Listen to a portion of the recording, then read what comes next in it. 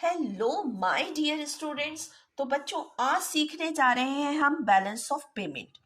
जैसा कि मैंने यहाँ पर बैलेंस ऑफ पेमेंट की एक मीनिंग लिखी हुई है, उसे समझते हैं। सबसे पहले, it is a summary of all monetary transactions between a country and rest of the world. मतलब कि हमारी जितनी भी मॉनेटरी ट्रांजैक्शंस हैं किसी एक देश का विदेशी देशों के साथ, उसका संक्षिप्त ब्यौरा जो दे रहा है वो है बैलेंस ऑफ पेमेंट। उसे हम बैलेंस ऑफ पेमेंट कहेंगे। बच्चों अब समझते हैं कि बैलेंस ऑफ पेमेंट निकालेंगे कैसे।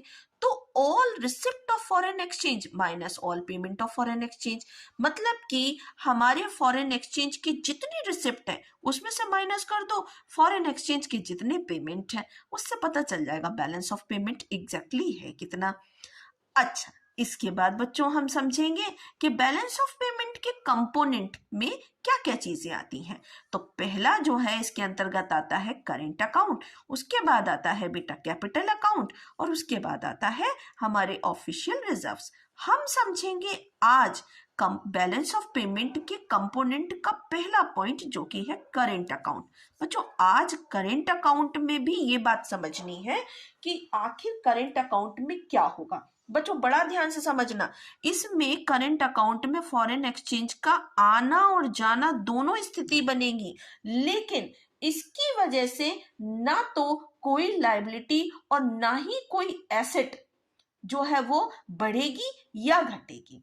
ठीक है, तो हमें ये समझना है, बहुत ध्यान से समझना ये वाला एस्पेक्ट है कि फॉरेन एक्सचेंज आएगा भी, फॉरेन एक्सचेंज आएगा भी, रिसिप्ट भी होगा और फॉरेन एक्सचेंज का पेमेंट भी होगा।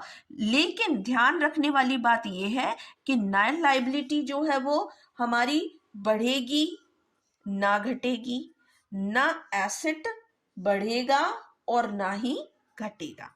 इससे कोई फर्क इन दो बातों पर पड़ेगा नहीं। अच्छा, अब समझते हैं कि ये कंपोनेंट है क्या क्या। तो एक्सपोर्ट और इंपोर्ट ऑफ विजिबल और मर्केंटाइज गुड्स, मतलब कि हमारे जितने भी विजिबल गुड्स हैं, विजिबल गुड्स या मर्केंटाइज, ये वर्ड मर्केंटाइज का मतलब भी विजिबल होता है। तो जितने भी हमारे गुड्स हैं वो उनका अगर एक्सपोर्ट हो रहा है, जो विजिबल गुड्स हैं और उनका एक्सपोर्ट हो रहा है, तो हमारे पास फॉरेन एक्सचेंज की रिसिप्ट होगी। क्या होगी? हमारे पास फॉरेन एक्सचेंज की रिसिप्ट होगी। अगर हम इंपोर्ट कर रहे हैं तो उस स्थिति में फॉरेन एक्सचेंज का पेमेंट हो जाएगा। अब हमें करना क्या है, बैलेंस ऑफ पेमेंट में हमें यही चीज रिसिप्ट और पेमेंट का ही तो ब्यौरा लेना है, तो हमें इस बात का ध्यान रखना है। इसके बाद बच्चों अगला पॉइंट है हमारा इसी में इनविजिबल्स।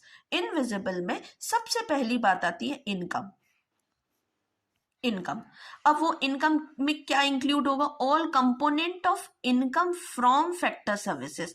बच्चों आप सब जानते हैं फैक्टर सर्विसेज क्या क्या होते हैं, लैंड, लेबर, कैपिटल, एंटरप्रेन्योर। तो बच्चों यहाँ पर अगर monetary transaction of export and import of factor services, आपने जो भी फैक्टर सर्विसेज अगर एक्सपोर्ट की है तो आपके पास फॉरेन एक्सचेंज जो है वो रिसिप्ट के रूप में आएंगे। देखो मैंने आपको पहले भी बताया था, आपकी अगर फैक्टर सर्विसेज एक्सपोर्ट हो रही है तो आपके पास फॉरेन एक्सचेंज की रिसिप्ट होगी, और अगर आपके पास फैक्टर सर्विसेज आप कहीं से हायर कर रहे हैं तो आपके पास फॉरेन एक्सचेंज को, आपको फॉरेन एक्सचेंज के माध्यम से पेमेंट करना पड़ेगा। इसके बाद बच्चों अगला पॉइंट है हमारा non factor services. Non factor services में हमारी जो फैक्टर सर्विसेज थी उसको छोड़ दीजिए, तो और सर्विसेज अगर आप हायर करते हैं या रेंडर करते हैं तो वो नॉन फैक्टर में आ जाती है।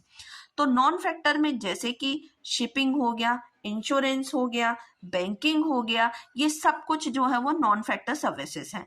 अब फिर वही वाली बात कि अगर आप नॉन फैक्टर सर्विसेज को एक्सपोर्ट करते हैं तो आपके पास फॉरेन एक्सचेंज के क्या होंगे? फॉरेन एक्सचेंज की रिसिप्ट होगी। और अगर आप इन्हें इंपोर्ट करते हैं मतलब आप जो है इन सेवाओं का लाभ लेते किसी विदेशी देश के माध्यम से, तो फिर आप फॉरेन एक्सचेंज के माध्यम से पेमेंट करेंगे, मतलब आपके पास से फॉरेन एक्सचेंज जाएंगे। इसके बाद बच्चों हमारे पास लास्ट पॉइंट है, वो है करंट ट्रांसफर। करंट ट्रांसफर अगर विदेशी देशों से हमारे भारत में आते हैं तो हमारे पास फॉरेन एक्सचेंज की रिसिप्ट होगी, और अगर करंट ट्रांसफर हमारे देश से